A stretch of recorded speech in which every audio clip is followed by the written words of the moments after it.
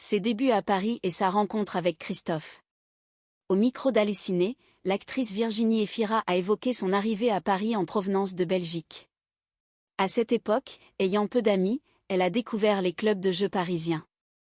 C'est dans ce milieu hors du temps et très convivial qu'elle a rencontré des personnalités atypiques comme le chanteur Christophe, les mots bleus.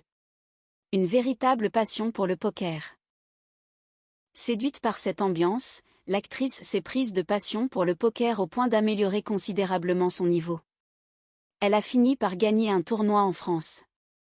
Grâce à cette victoire, elle a été sponsorisée pour participer à un tournoi à Las Vegas. Ils étaient complètement cinglés. Virginie Efira garde un souvenir amusé de cette communauté de joueurs de poker qu'elle qualifie de « complètement cinglés ».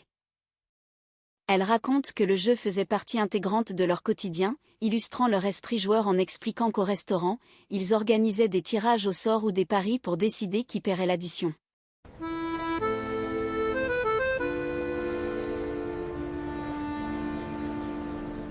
Rencontre avec Christophe. Au micro d'Halluciné, l'actrice Virginie Efira a évoqué son arrivée à Paris en provenance de Belgique.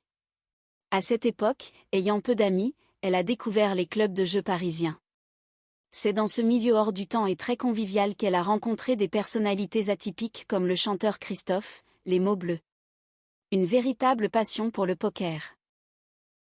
Séduite par cette ambiance, l'actrice s'est prise de passion pour le poker au point d'améliorer considérablement son niveau.